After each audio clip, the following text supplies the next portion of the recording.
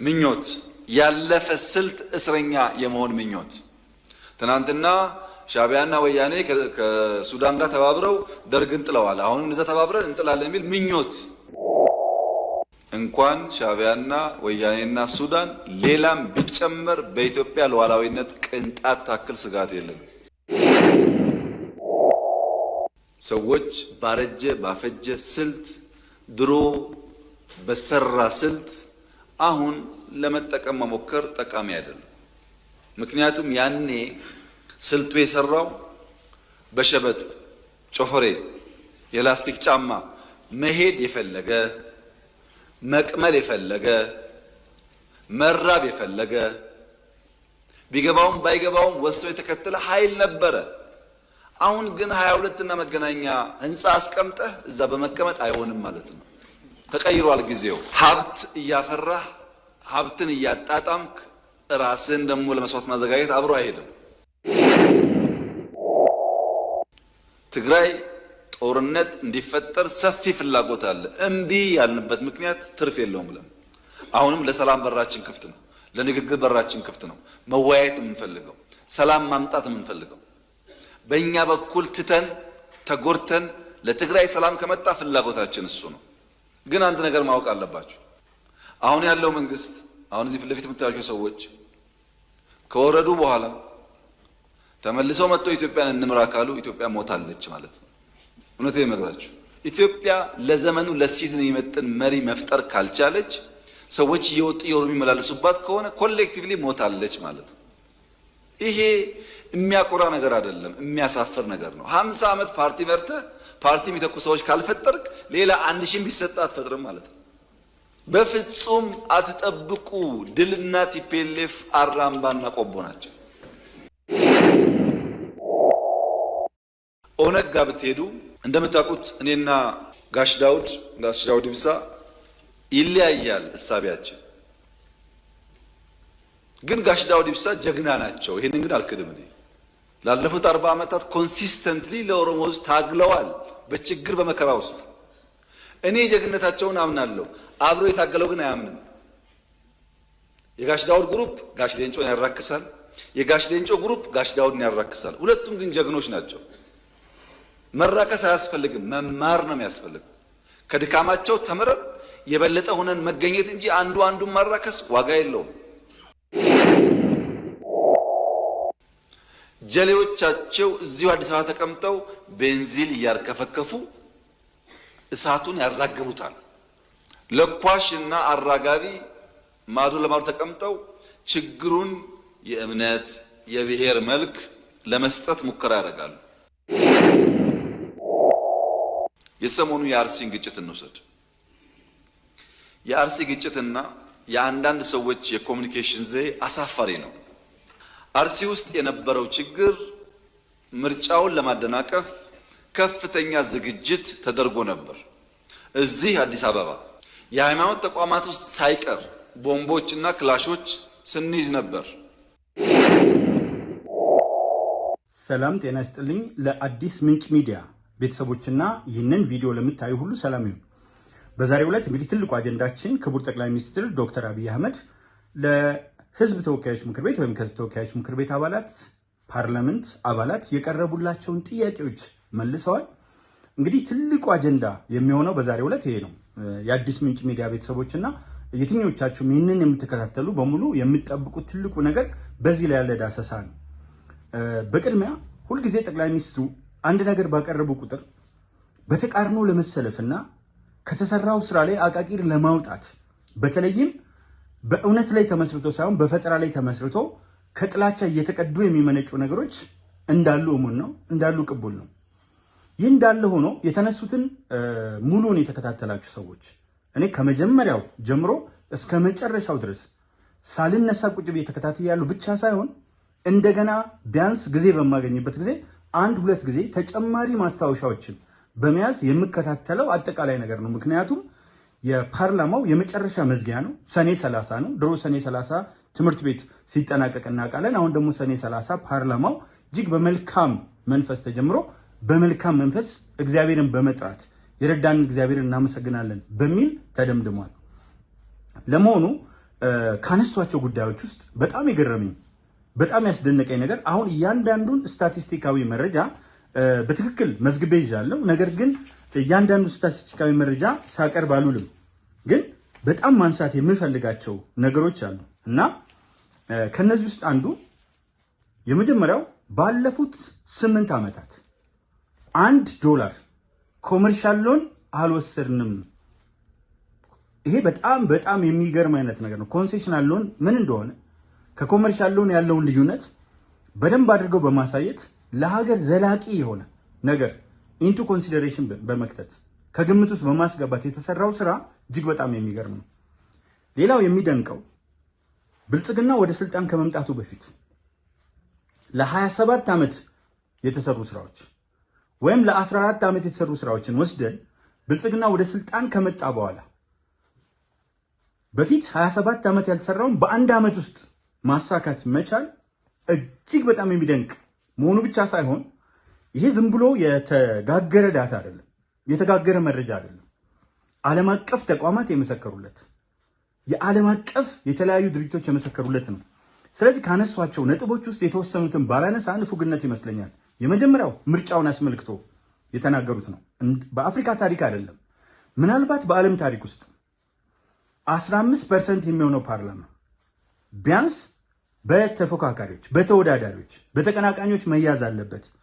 የፖለቲካ ምህዳሩ ስነ ምህዳር አለም። አንዳንድ ቃላትን በጣም እያረምኳቸው ነው ሄደው ስነ ሎጂ የሚለውን ስለሚይዝ ወደ አማርኛ ስንመልሰው፣ ስለዚህ 15% ተፎካካሪዎች መግባት አለባቸው። የህዝብ ድምፅ ምንም ይሁን የመረጣቸው ህዝብ አለ ብሎ በእቅድ ከ6 ወር በፊት ተወያይቶ በዚህ ልክ መዘጋጀት በሀገራችን ምን ያህል አካታች የሆነ ሌሎችንም የያዘ የእድገት መሰረት ለመከተል እንደታቀደ የሚያሳይ መሆኑና በታቀደው መሰረት ደግሞ የኢትዮጵያ ህዝብ ያለውን የሀገር ፍቅር ካሳየባቸው ነገሮች አንዱ የተረጋጋ ሰላም ይፈልጋል። የኢትዮጵያ ህዝብ በጣም ያስጠላው፣ በጣም ያቅለሸለሸው፣ በጣም የደበረው ያለማቋረጥ ከአክሱም ዘመነ መንግስት ጀምሮ በተመዘገበ ደረጃ ታሪካችን በዋናነት ጎልቶ የሚወጣው ጦርነት ውስጥ ነው። በጦርነት መሸናነፍ፣ እኔ ልብለጥ፣ እኔ ስልጣን ካልያዝኩ፣ እኔ የበለጠ ድርሻ ካልበላሁ የሚል አይነት ነገር እንጂ ለሀገር ልስራ የሚል ስሜት አልነበረም። ፉከራው፣ የተለያዩ አይነት ቀረርቶቹ፣ ጌረሮቹ የሚያሳዩት ነገር እኔ ልብለጥ የሚሉ በህዝብ በሃይማኖት ስር ታከው የሚሄዱ መሆናቸውን በደንብ አሳይተዋል እና የመጀመሪያው ምርጫው ላይ የተደረገው ስኬት በጣም ትልቅ መሆኑን ለማሳየት ሞክረዋል። ሌላው ካነሱት ነገር በጦርነት ተያይዘን ከመውደቅ ይልቅ ተደጋግፈን እንደግ። ጦርነትን አየነው፣ ህይወት ነው የሚበላው፣ የአገር ኢኮኖሚ ነው የሚያወድመው፣ አካል ነው የሚያጎድለው፣ ለቤተሰብ ሰቆቃ ነው የሚያተርፈው። ስለዚህ በጦርነት ከመበላላት ወተን እንዴት አድርገን በምን መንገድ ብንሄድ የተሻለ እናድግ እንችላለን የሚለውን በምክክር እንሂድ ብለው ያነሱት ነጥብ በጣም በጣም አስደስቶኛል። በተለይ ደግሞ ኒው ሶሻል ኮንትራክት፣ አዲስ የሆነ ማህበራዊ ኮንትራክት እንውሰድ፣ የነበረውን ነገር እንተወው፣ የነበረውን ነገር እንክላው፣ በተሻለ አካሄድ እንሂድ የሚለው ነገር በጣም ገርሞኛል። ለዚህም ሲባል በ3000 ወረዳዎች ምክክር ተደርጓል። በርካታ አጀንዳዎች ውጭ ሀገርን ጨምር ያው ታውቃቸዋላችሁ ቦታቸውን አጀንዳዎች ተለቅመዋል። ስለዚህ በእነዚህ ላይ እንመካከር የሚለው ምንም አይነት ሀገራዊ ምክክር ኮሚሽኑ ስራውን ይጀምራል ሐምሌ 8። ይሄ ቀላል ነገር አለመሆኑን ማሳየት ይቻላል። እዚሁ ጋር ግን ማነሳው እሳቸው ካነሱት ውጪ አንዳንድ መስሪያ ቤቶች ለሀገራዊ ምክክር ኮሚሽን እርግጥ የግል ተቋማት ምን ያህል እንደሚቸገሩ እናውቃለን። ግን መፍትሄ ማግኘት ያለበት የግል ተቋማት አንልካችሁም፣ ከላካችሁ ደግሞ ደሞዝ አንከፍልም ከላክናችሁ የሚል ነገር አላቸው። ይህንን አጣጥመው በአንድ በኩል የግል ተቋማቱ እስኪመለሱ ድረስ በምን ያህል ፐርሰንት ደሞዛቸውን ይሸፍኑ፣ መንግስት በምን ይሸፍን? ምክንያቱም ሀገራችን ለማዳን ያልታሰበ ወጪ ቢሆንም ሚስላኔስ የሆነ ወጪዎችን አድርጎ መፍትሄ መፈለግ እንደሚገባ ግን በዚህ አጋጣሚ ላሳስብ እወዳለሁ። ሌላው ብልጽግና ካቀረበው ነገር አንዱ 2 የምርጫ ዘመን ገደብ ቢኖር፣ ለምሳሌ አሜሪካ ካሳደጓት ነገሮች አንዱ የጆርጅ ዋሽንግተን ውሳኔ ነው። ጆርጅ ዋሽንግተን የመጀመሪያ አሜሪካ ፕሬዚዳንት ነው። ነገር ግን የፕሬዚዳንቶች ቴኒውር ወይም የስልጣን ዘመን ከ2 የስልጣን ዘመን በአሜሪካ ህግ ከ8 ዓመት ማለፍ የለበትም የሚለውና እኛ ደግሞ በአፍሪካ ሰዎች ስልጣናቸውን በሚያራዝሙበት አዋጅ እያሻሻሉ ደንብ እያሻሻሉ ሲፈልጉ ህገ መንግስት ጭምር እያሻሻሉ ስልጣናቸውን ከሚያራዝሙበት ይገደብ የሚለው የብልጽግና ሐሳብ ጭምር በምክክር ኮሚሽን ውስጥ የሚገባ መሆኑና ተቀባይነት ካገኘ ኖ አንተ የምንፈልገው ፕሬዚዳንት በሚሆንበት ጊዜ በ2 ዓመት የምናስቆም ከሆነ እድገቱን በብዙ ዓመት ወደኋላ እናስቆየው እንችላለን። 3 ዓመት 3 የስልጣን ዘመን ይሁን 4 የኢትዮጵያ ጉዳይ ነው። ምክንያቱም 43 ዓመት 46 ዓመት ስልጣን ላይ የቆዩ ብዙ የአፍሪካ መሪዎች አሁን በህይወት ያሉ ብራውዝ ብታደርጉ ከኢኳቶሪያል ጊኒ ጀምራችሁ እስከ ኤርትራው ፕሬዚዳንት ኢሳያስ አፈወርቂ እንኳን በርካታ ልታዩ ትችላላችሁ። ከ47 ዓመት እስከ 35 ዓመት በስልጣን ላይ የቆዩ ማለት ነው። እንግዲህ አንዳንድ ስቱዲዮችን አካባቢ ባለው የድምፅ ብክለት ይቅርታ ጠይቃለሁ። ወደን የምናመጣው ነገር አይደለም። ሌላው ከሰላም አኳያ የተገኙ ውጤቶች ከሰላም አኳያ የተገኙ ውጤቶችን ስናይ የፕሪቶሪያ ጭምር እና ሌሎች ተነስተዋል። አንዱ የሃይማኖት በዓል ላይ ግጭት ነበር። ድሮ እንደምታውቁት በዱላ በቴስታ መፈነካከት፣ መደባደብ የመሳሰሉባቸው ነገሮች ነበሩ። እሱ ቀርቷል። ሌላው በርካታ ታጣቂዎች ወደ ሰላም መመለሳቸው አማራ ክልል ብቻ ከ30 ሺህ በላይ ከ35 ሺህ በላይ ወደ ሰላም መመለሳቸው ብዙ ታጣቂዎች የቀላል ነገር አይደለም። የፕሪቶሪያ ስምምነት በተመለከተ ደግሞ አሸናፊዎችና ተሸናፊዎች አብረው የተቀመጡበት ስምምነት መሆኑ ለሰላም የተከፈለው ዋጋ መሆኑን ለማሳየት ሞክረዋል። ከ60 ሺህ ያላነሱ ታጣቂዎች ደግሞ በዲዲአር ይሄ ዲስአርማመንት ዲሞቢላይዜሽን እና እንደገና ደግሞ ሪኢንተግሬሽን ፕሮሰስ ውስጥ የተካሄደበትን ጉዞም ለማንሳት ሞክረዋል። እና ሌላው በጣም እዚህ ጋር አጽንኦት የሰጡት ምንም እንኳን ዛሬ እያመሱን ያሉት ምርኮኞች ቢሆኑ ተመልከቱ። አንደኛ ምርኮኞች ናቸው፣ ተማርከዋል፣ በቁጥጥር ስር ውለዋል። ተለቀው ነው እንደገና እየበጠበጡ ያሉት። እነ ስብሐት ነጋ ከገደል ውስጥ ተጎተው ሲወጡ አይታቸዋል። ገደል ውስጥ ሞተው እነ ስዩም መስፍን፣ አባይ ፀሐዬና አስመላሽ ወልደስላሴ፣ ሴኩትሬ ጌታቸው ወዘተርፈ አይታቸዋል። ስለዚህ አብዛኛው ምርኮኛ ነበር። ኦልሬዲ መቀሌ ተደርሶ ነበር። መቀሌ ሆኖ ነው የፕሪቶሪያ ስምምነት ጠቅላላ ትግራይን በቁጥጥር ስር ላይ ነው የፕሪቶሪያ ስምምነት የተካሄደውና የእነዚህ ሰዎች ቤተሰቦች ደግሞ እዚያ ያሉ። ነገር ግን ቤተሰቦቻቸው እንዲናርግ ቤተሰቦቻቸው እንደዚህ ሆኑ የሚል አይነት ነገር በፍጹም የሚታሰብ አይደለም። ይሄ በጣም የሚገርም ነገር ነው። ሌላው በጣም የሚያሳዝነው ትግራይ ካልወደመች በሚል የፕሪቶሪያ ስምምነቱን ፊት ለፊት ኤክስፕሊሲት በሆነ መንገድ ባያስቀምጡትም ኢሳያስ አፈወርቂ ለምንድን ነው የፕሪቶሪያ ስምምነት የተፈረመው? መበቀል ይፈልግ ነበር። ህወሓትን መበቀል ይፈልግ ነበር። የትግራይን ህዝብ ደግሞ እንደ ኢንቲቲ ይጥፋ ብለው በይፋ የሚናገሩ ነበሩ። ስለዚህ ይሄ ተደረገ ብሎ አኩርፎ እሱ ሲቀር፣ ነገር ግን መጥፋት አለበት ካለው ህዝብ ጋር የህዝብ ወኪል ነን የሚሉት ህወሓቶች ከሻዕቢያ ጋር ከሱዳን ጋር ጽምዶ መፍጠራቸውና እዚሁ ጋር ደግሞ ያነሱት ህወሓትና ሻዕቢያ አይደለም ሱዳንም ተጨምሮ ሌላም ኃይል ተጨምሮ ቢመጣ አሁን በኋላ የምትንበረከክ ሸብረክ የምትል ኢትዮጵያ አትኖርም ሲሉ የፓርላማ አባላት ያሳዩት ስሜት በጣም የሚገርም ነበር። ከዚህ ጋር ተያይዞ እንግዲህ አንደኛ አፈሳው እዚሁ ጋር ላንሳውላችሁ ሂውማን ራይትስ ዎች በትግራይ ውስጥ እየተደረገ ያለውን አፈሳ በጣም ከሚፈለገው በላይ አውግዟል። ከ15 ዓመት ህፃናት ጀምሮ በጉልበት ከተለያዩ ቦታዎች ከወርቅ ማዕድን ስፍራዎች፣ ከሃይማኖት ስፍራዎች፣ ከገበያ ቦታዎች፣ ከመኖሪያ ቤታቸው እየታፈሱ መሆኑንና ይሄ ከፍተኛ ሰብአዊ መብት ጥሰት መሆኑን አስመልክቶ ሂውማን ራይትስ ዎች ከረር ያለ መግለጫ እንዳወጣ አይታችኋል። መግለጫውን ሙሉን አንብቤዋለሁ እና እንደዚህ አይነት ነገሮችም ከዚህ ጋር እያያዛችሁ ማለት ትችላላችሁ። ሌላው ግን በሱዳን ጦርነት ውስጥ የትግራይ ወጣቶች ተሽጠው መርሲነሪ ሆነው ቅጥር ነፍሰ ገዳይ ሆነው እየተሳተፉ ነው። ምን ያህል እነዚህ ሰዎች ኢሪስፖንሲብል ኃላፊነት የጎደላቸው መሆናቸው የምታዩበት ሁኔታ አለ። ሌላው ጦርነቱን እናከናውናለን፣ ለህዝብ እንታገላለን እያሉ ህዝቡ እየሸሸ ነው። ለእነሱ እንደማይታገል ህዝቡ ያውቃል። የሚታገሉት ለስልጣናቸው፣ የሚታገሉት ለዝርፊያቸው። ቤተሰቦቻቸው የት ነው ያሉት? አንድም ትግራይ ውስጥ ከሚኖሩት ትግራዋዮች ይልቅ ትግራይ ውስጥ የሚኖሩት እያለቀሱ ነው። መሬት ለመሬት እየተንከባለሉ ነው፣ እየጸለዩ ነው። መውጫ መንገድ አጥተው እየተሰቃዩ ናቸው። ሌላው ቦታ ያለው ግን አዲስ አበባ፣ ባህር ዳርም፣ ጎንደርም፣ ደሴም፣ በኦሮሚያ የተለያዩ አካባቢዎች ቢሾፍቱ፣ አዳማ ወዘተርፈ ሐረር፣ በዚህ ቦታ የሚኖሩ የትግራይ ተወላጆች ምን ያህል በሰላም እየኖሩ እንደሆነና ክልል ውስጥ ያለው ግን በሰቆቃ ውስጥ እንደሚኖር በተመሳሳይ ኦሮሞን ነፃ እናወጣለን ብለው የሚንቀሳቀሱ ሰዎች እነሱ ነፃ እናወጣለን በሚሉበት አካባቢ ህዝቡን የሚዘርፉ የሚያንገላቱ አሰቃቂ ተግባራት የሚፈጽሙበት መሆኑን ያ እዛ እንታገላለን ያሉት ሰው ግን ውጪ ሲወጣ ሄቨን እንደሆነለትና እነሱ እንታገላለን የሚሉበት ቦታ ሲኦል እንደሆነ ያመላከቱበት ነገር ሌላው በጣም መነሳት ያለበት ጉዳይ ነው። ሌላው በጣም ፓርላማውን ካስጨበጨበና ካስደሰተ ነገሮች አንዱ ኢትዮጵያ አትወድቅም ብቻ ሳይሆን የወደቀ ታነሳለች የሚለው ነገር የተምሳሌትነት ጉዞዋን የሚያሳይ ነው። ኢትዮጵያ የተምሳሌትነት ጉዞ ጀምራለች ነው።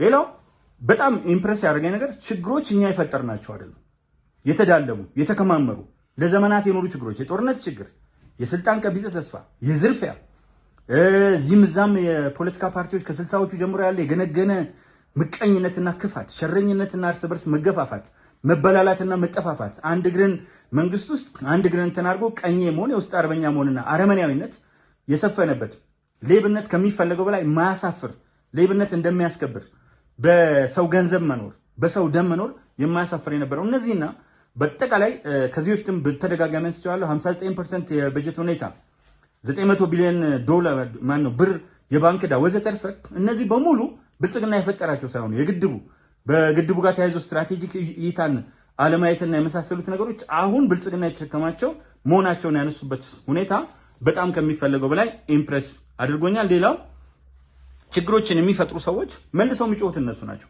የአርሲውን ችግር በተመለከተ በደንብ አሳይተዋል። ምንም አይነት የሃይማኖት መልክ የለውም። ምርጫውን ለማደናቀፍ በእቅድ የተሰራ ነው።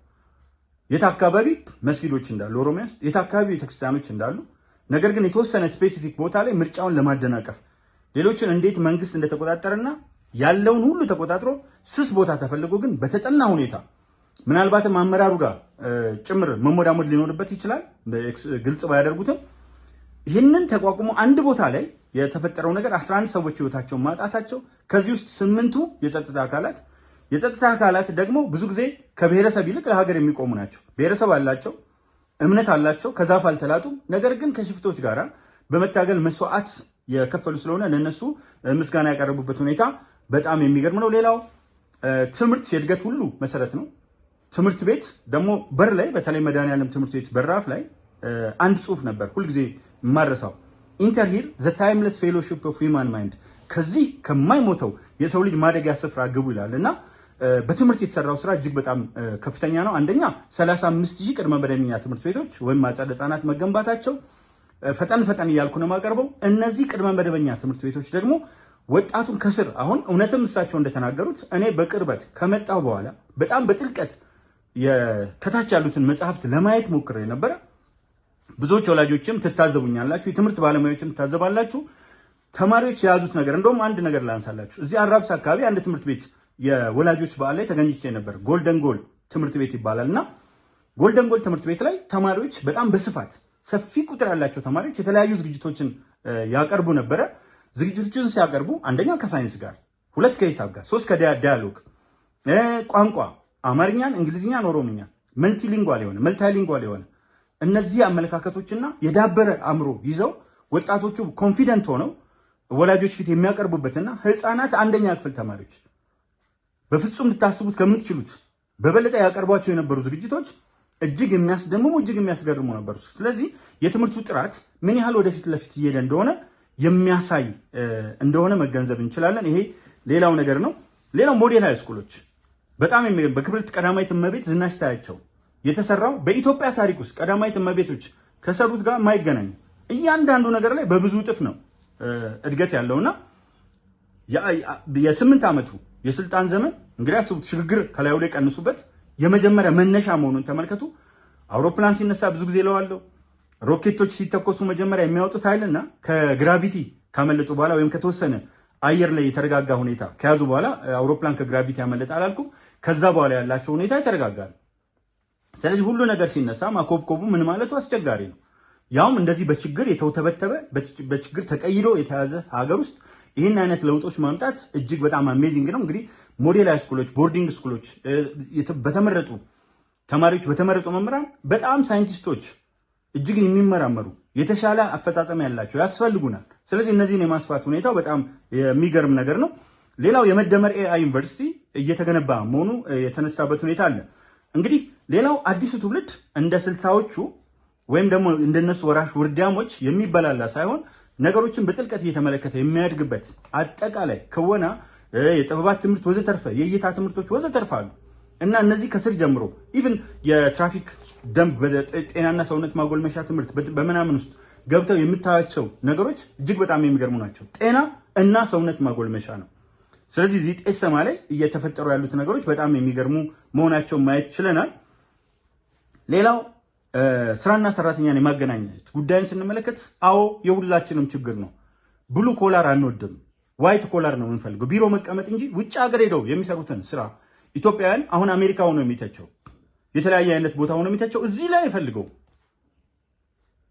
አሁን የተወሰነ ያመለካከት ለውጥ ቢመጣ አሜሪካ አውሮፓ ውስጥ አብዛኛው ሰው ምንድነው የሚሰራው?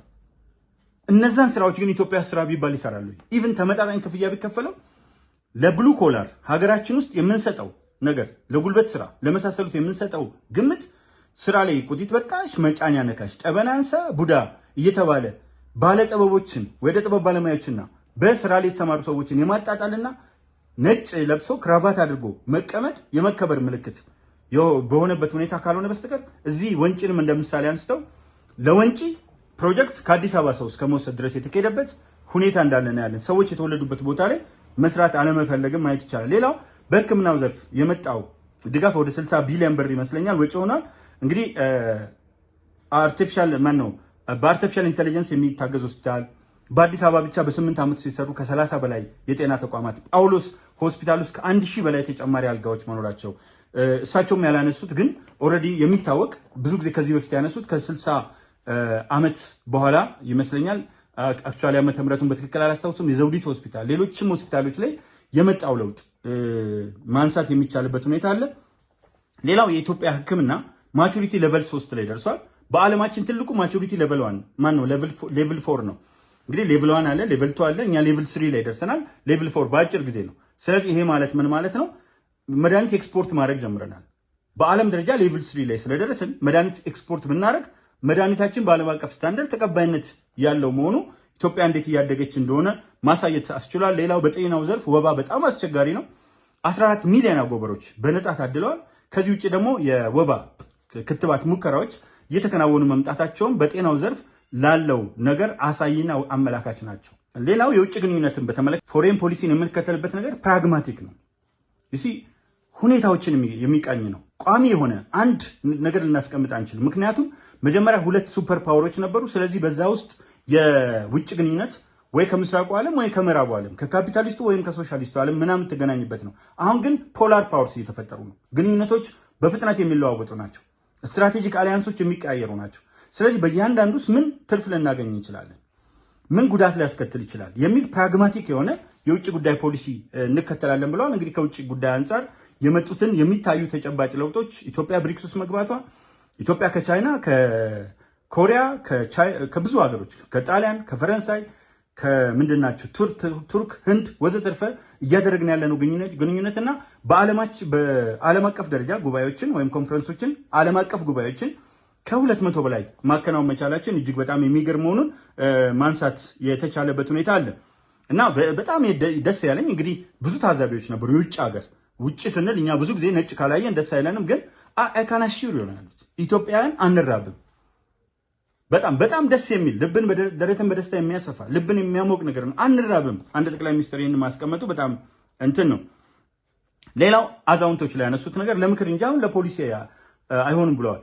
እንዳሉት ምክር ላይ መመካከር ይቻላል። አሁን ግን ዓለም ተለዋዋጭ ናት። እነዚህ ሰዎች ቆመዋል። ብዙ ጊዜ አሁን አሜሪካን በነበርኩበት ጊዜ ስታርባክስ የተለያየ ቦታ ላይ ስትገቡ የምታዳምጡት ሁልጊዜ አብይ አህመድ ብርሃኑ ጁላ ከማለት ፖለቲከኞችም ከዚህ ያለፈ እይታ ኖሯቸው ስትራቴጂክ የሆነ ቪዥን ኖሯቸው እንደምን ብናደርግ ሀገር እናግባባለን ሳይሆን እንዴት ብናባላ ጀግና እንባላለን፣ እንዴት ብናባላ እንዴት ደም ብናፋስስ ተጨማሪ ገቢ እናገኛለን። ስለዚህ ይሄ የገነተረ የቆመ ብሔረሰቦችን የሚሰድብ ሃይማኖቶችን የሚሰድብ የሚያንቋሽሽ እርስ በርስ እንድንጠነካከር እንድንያዝ ሳይሆን ቆም ቀር የሆኑ ሁልጊዜ እዛው ላይ ተቸክለው የቀሩ የ60ዎቹ ፖለቲከኞች አሉ። ዓለም ተለዋጭ መሆኗን ዳይናሚክ መሆኗን ከስታቲክነት ወደ ዳይናሚክነት በፍጥነት መቀየሯል። ድሮ በብዙ ዓመት በ100 ዓመት በ50 ዓመት የነበረው እድገት አሁን በቀናት ውስጥ የዓለም ላይ የሚፈጠሩ ቴክኖሎጂዎች የሚገርሙ መሆናቸውና ከነዚህ ጋር ፍሌክሲብል ሆነው መሄድ እንደማይችሉ ያሳየ ብቻ ሳይሆን እግረ መንገዱን በፈለገ ዝግጅት በፈለገ ነገር ቢመጣ ሰው ፕሬዘንት አድርግ ቢባል ጠቅላይ ሚኒስትሩ ያቀረቧቸው የተለያዩ ነገሮች እግረ መንገዱን አያማክሩም የሚባለው ሳያማክሩ እንዴት ነው ይሄ ሁሉ በጤናው ዘርፍ በኤአይ በሁሉም ላይ በውጭ ጉዳዩም በምኑም ባያማክሩ ኖሮ በዚህ ደረጃ ትክክለኛ የሆነ የፖለቲካ አቅጣጫ ባያስቀምጡ በዚህ ደረጃ ለውጥ አይመጣም ነበር ብቻ ሳይሆን እያንዳንዱ ውስጥ በምን ደረጃ ኢንቮልቭ እንዳደረጉ የሚያሳይ ነገር አለ። አሁን መጽሐፍ ሲጻፍ የተለያዩ ዝግጅቶች ሲደረጉ እንደ ፍልስፍናም ያሉ የሀገር ህይወት ዓለም የመደመርን መጽሐፍ ሲዘጋጅ አሁን አንዳንዶች ለመተቸት ይሞክራሉ።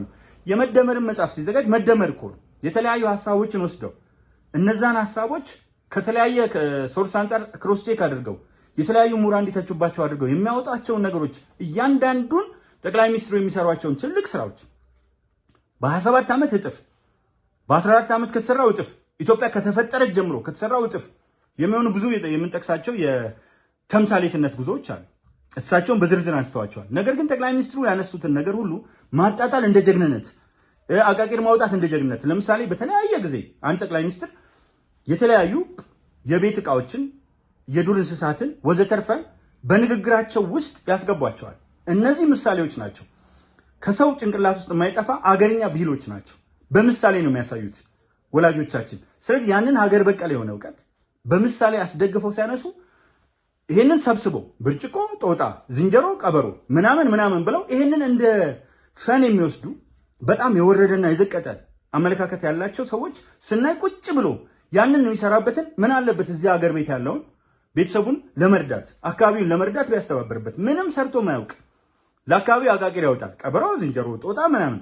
ስለ ዱር እንስሳት ሲያወሩ ብዙ እንስሳትን ሊጠቅሱ ይችላሉ። ከምሳሌ ጋር አንስተው የቤት ቁሳቁሶችን ሊያነሱ ይችላሉ። እነዚህን መጽሐፍ እንደ ጀግንነት ይህን ላይክ ማድረግና እዚህ ላይ ኮሜንት መስጠት እና ከዛ በኋላ አስከትለው በዚህ ነው ወይ የምንመራው? የምትመራው በማን እንደሆነ የተቀመጡ ሰዎች እስከሚገረሙ፣ የፓርላማ አባላት እስከሚደመሙ ያለምንም ተቃውሞ ኢቭን ዶክተር ደሳለኝ ጫኔ ይቃወማሉ ተብሎ የሚጠበቀው ያለምንም ድምፀ ተአቅቦ በሰላማዊ መንገድ ነው የተጠናቀቀው። ጭንቅላት ያላቸው ሰዎች በዚህ መልክ ያሉ የማንም አረፍተ ነገር መጻፍ ማይችል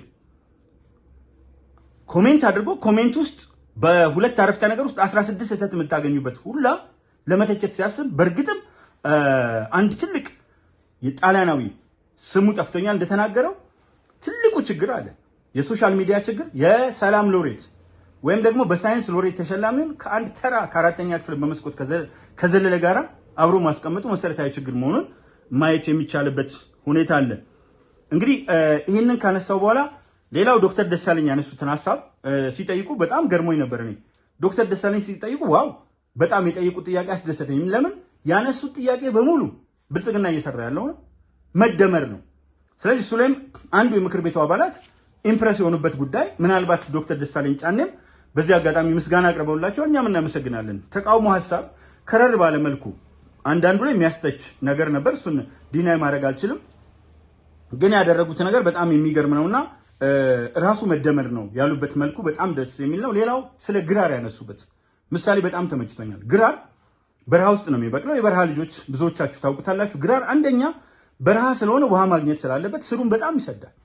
በቃ የሚያገኘው ሪሶርስ ሙሉ በሙሉ አሟጦ ለመጠቀም ማዕድኑንም ምኑንም ስሩን በጣም ይሰዳል። ሁለተኛ ግራር አይታችሁ እንደውም በረሃ ላይ የሚበቅሉ ትንሽ ናቸው። ስለዚህ ውድድሩን ከነሱ ለማራቅ ከፍ ብሎ የሚወጣ ዛፍ ነው። አስፈላጊ ሲሆን ደግሞ ግራር እሾህ ያበቅላል። አስቸጋሪ የሆኑ ነገሮችን ለመከላከል እንዳያርፉበት ለማድረግ ሲያስፈልግ ደግሞ መርዛማ የሆነ ሽታ ያለው ሌሎች ሊያጠቁት የሚችሉ ነገሮች እንዳይቀርቡት ያደርጋል። ከዛም ውጭ ደግሞ እንደ ጉንዳን ያሉ ደግሞ ይጠለሉበታል እና እነዚህና የመሳሰሉትን ነገሮች ያነሱበትና ግራር የመሆንን መርህ በጣም ነው የወደድኩት። ሌላው ከኢኮኖሚክ እንቅስቃሴ አንጻር ያነሱት ነጥብ ነው። አጠር አድርጌ ጨርሳለሁ። እንግዲህ ትልቁ ነገር ኢትዮጵያ ያው በድፍረት መናገር የሚቻለው ዘንድሮ እሳቸው እንዳቀረቡት 10.3% ኢኮኖሚያዊ እድገት ታስመዘግባለች። በአይኤምኤፍ ፕሮጀክሽን 9.2% በማስመዝገብ አንደኛ ናት። ዞሮ ዞሮ ክቡር ጠቅላይ ሚኒስትሩ ባነሱትም አገራዊ የሆነ በደንብ የተተነተነ አጀንዳም ሆነ ኢንተርናሽናል ሞኒተሪ ፈንድ ዊዝ ሪዘርቬሽን የሆነ እዚህ ላይ ሪዘርቬሽን አለኝ ብሎም ግን አንደኛ 9.2% እንደምታደርግ አሳይተዋል። ያ በጣም ትልቅ ነገር ነው። በግብርና የመጣውን 1.3 ቢሊዮን ኩንታል ምርት አቮካዶ ከአፍሪካ ሁለተኛ ኤክስፖርት የምናደርግ መሆናችን የሚገርም ነው። ሌላው ኤሪያ ስፔሲፊክ አድርገው ያቀረቧቸው ነገሮች አሉ። ቦረና ላይ፣ ሶማሊ፣ አፋር ወዘተርፈ አርብቶ አደሮች አካባቢ አይመረትም ተብሎ የሚታሰቡ ከፍተኛ የሆነ የስንዴ ማሳ መደረጉን በርካታ ምንድናቸው ግድቦች መሰራታቸውን ግብርና በአጠቃላይ 7.7% ኢኮኖሚያዊ እድገት ማሳየቱን ኢንዱስትሪ ላይ ስንመለከት የተሰሩትን ስራዎች በዝርዝር አልገባባቸውም። ከ10 ያላነሱ ኢንዱስትሪያል ፓርኮች ተሰርተዋል። ኢንቨስተሮችን 80% የሳቡበት እና የማምረት አቅማችን ከ47% በታች ከነበረበት እንዴት ተነስቶ እንደሄደ ከ10 ያላነሱ ኢንዱስትሪያል ፓርኮች ብያለሁ እና ከኢንዱስትሪ ኤክስፖርት $1 ቢሊዮን በሚቀጥለው ዓመት እንደሚጠበቅ ያነሱበት ሁኔታ ኢምፖርት ሰብስቲቲዩት ላይ ያነሷቸው ነገሮች ስለ ሴራሚክ ፋብሪካ፣ ሲሚንቶ ፋብሪካ እና እነዚህ በጣም የሚገርም ነገር ነው። ሶላር ኤክስፖርት ያደረግነው ለመጀመሪያ ጊዜ ነው።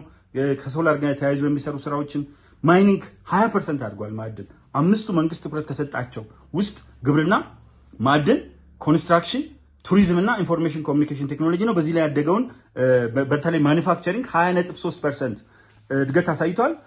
ሲሚንቶን ማሳየት እንችላለን። ኢነርጂ ላይ የመጣው 23% እድገት፣ 16% የምርት እድገት ከፍታ አለ። ሰርቪሱ ላይ የሚገርም ነው። ኢትዮጵያን ኤርላይንስ በትንሹ 3 እጥፍ በ8 ዓመት ውስጥ አድጓል። እንግዲህ 17 ሚሊዮን የውጭ ዜጎችና 4 ሚሊዮን የአገር ውስጥ ዜጎች በድምሩ 21 ሚሊዮን መውሰዱን ታያላችሁ። ከ200 በላይ ዓለም አቀፍ ሰሚት ቅድም አንስቼዋለሁ። የኢትዮጵያ እድገት እንግዲህ ከ10.2 እስከ 10.3% ያድጋል የሚለው ነው። ይህም ከአፍሪካ አንደኛ መሆኑን ከዚህ ቀደም ብዬ አንስቼዋለሁ። እና ያሉት እዚህ ጋር በደንብ ያሰመርኩበት ፈጣሪ ይመስገን ተሳካልን። እንዴት ደስ ይላል! እንዴት ደስ ይላል!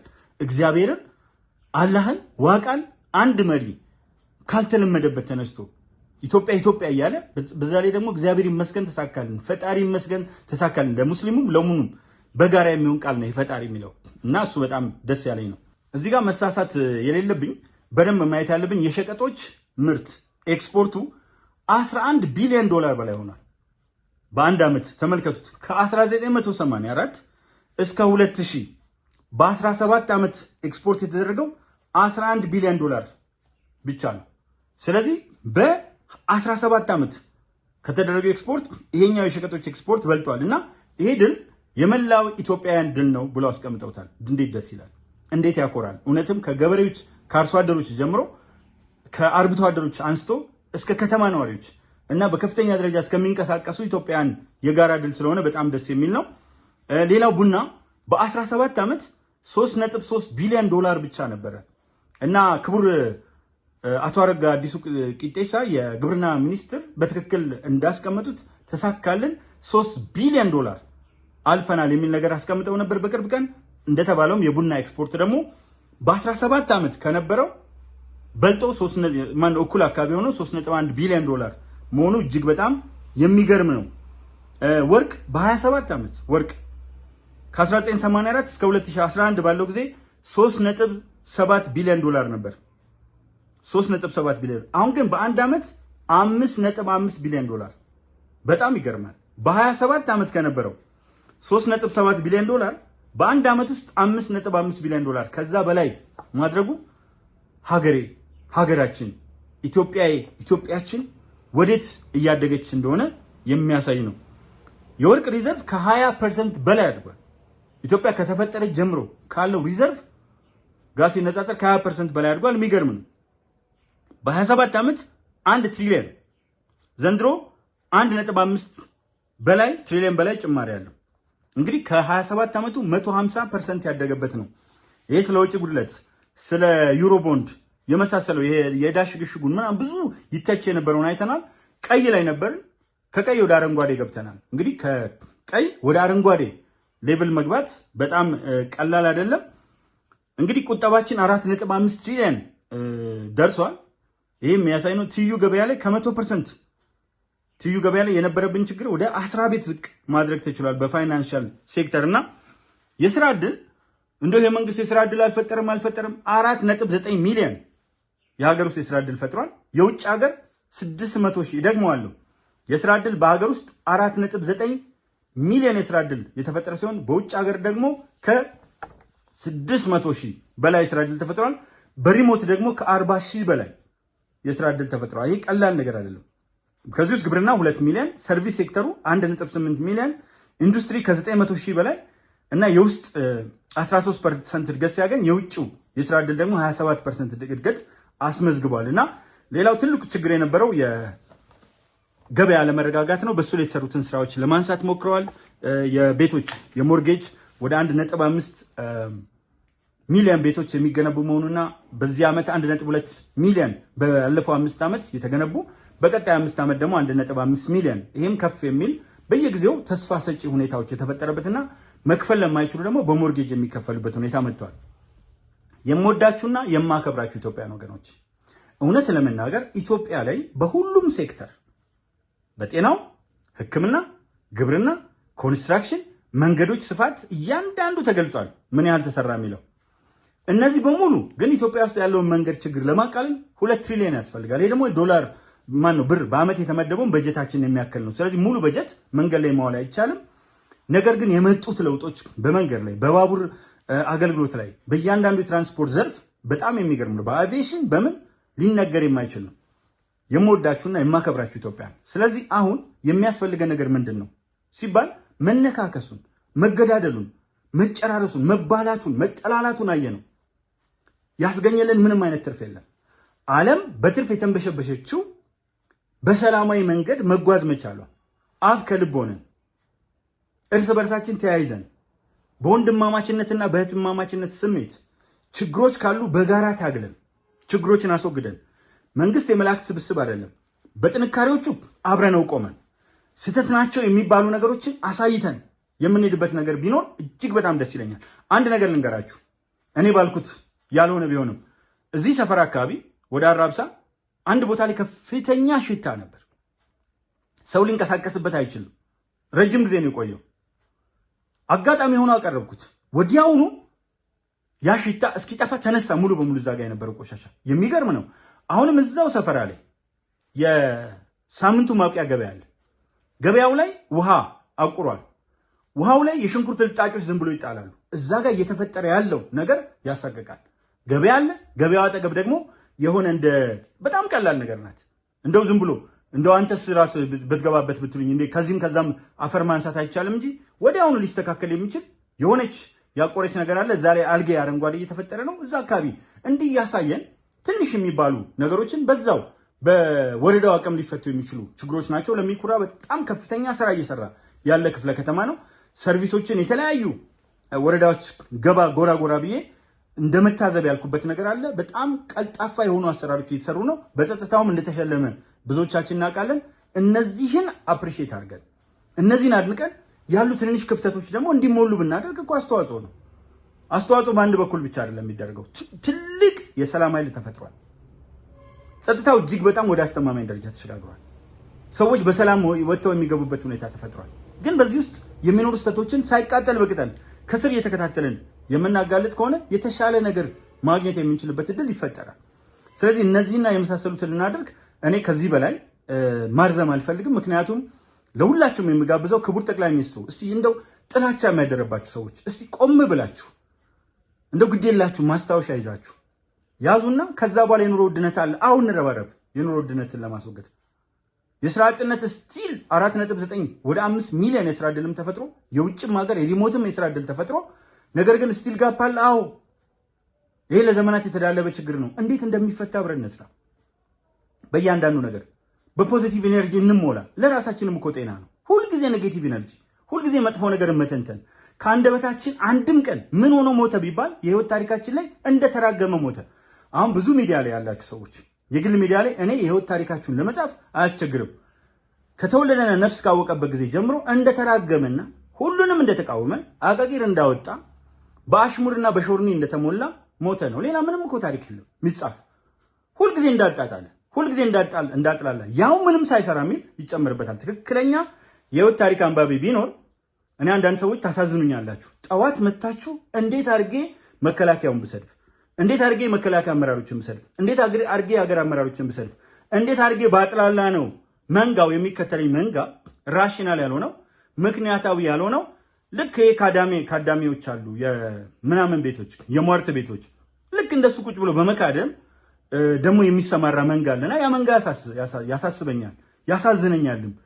ቆም ብሎ መልካም ነገር ከማሰብ ይልቅ ከፍቶ መጥፎ ለማየት መኪና ተገለበጠ ከተባለ ደስ የሚለው ወደኋላ ተንሸራተተ ደስ የሚለው የሆነ ቦታ ላይ ጎርፍ ተጥለቀለቀ ሲባል ደስ የሚለው ነገር ግን የቀበናን ፕሮጀክት ማየት ማይፈልግ፣ አረንጓዴ ልማትን ማየት ማይፈልግ፣ የኮሪደር ልማትን ማየት ማይፈልግ፣ የሆነ ቦታ ላይ ቱቦ ተደፍኖ ውሃ ወደ ላይ ወጣ ከተባለ የሚደሰት፣ ድልድይ ተደረመሰ ከተባለ ይሄው እንደ ሁሉም ቦታ ሄዶ ጠቅላይ ሚኒስትሩ የሆኑ እንትኖች የሚሰሩ ይመስል እዛ ጋር አንተ ያፈራኸው ስነ ምግባሩ የዘቀጠ ኢንጂነርና አርኪቴክት የሰራው ስራ ላይ እየመጣ ብልጽግናን የበሰበሰ የትምህርት ስርዓት ነበር የሻገተ የጮህንበት።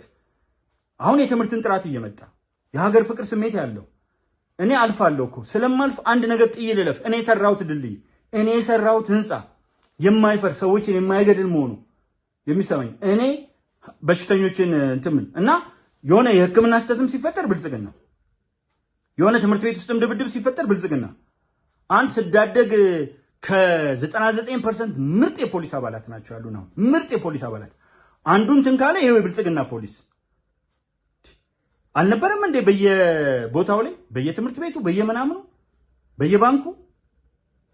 ስለዚህ ባካችሁ ከዚህ እንውጣ። ፈጣሪ ኢትዮጵያን አትረፍርፎ በሙላት ይባርክ። ዛሬ በጣም ከተደሰትኩባቸው ቀናት አንዱ ነው። ክቡር ጠቅላይ ሚኒስትር ዶክተር አብይ አህመድ እግዚአብሔር እድሜህን እንደ ማቱሳላ ዘለግ አድርጎ ጥበብን እንደ ሰሎሞን ጨምሮ ሀገራችን ኢትዮጵያን የበለጠ ወደፊት የምትመራበት የስልጣን ዘመን እንዲሆንላችሁና ቀጣይ የመጣችሁ የብልጽግና አመራሮችም የፓርላማ አባላት፣ ህግ አውጪ፣ የህግ አስፈጻሚ፣ ህግ ተርጓሚ አባላት በምትገቡት መሐላ መሰረት እንድትፈጽሙና መሪያችሁን እንድትመስሉ፣ ከንቲባዋን እንድትመስሉ፣ የየክልል ጠንካራ ፕሬዝደንቶች እንድትመስሉ አደራ እንላለን። ታዬ ቦጋለ አረጋ ከአዲስ ምንጭ ሚዲያ፣ ጋዜጠኛው ብሸት ታየን የአዲስ ምንጭ ሚዲያ ቤተሰቦችንና ይህንን የምታዩትን ሁሉ በማመስገን ጨረስኩ። ሀገራችን ሰላም ትሁን። ሰላም ለሰው ልጆች በሙሉ።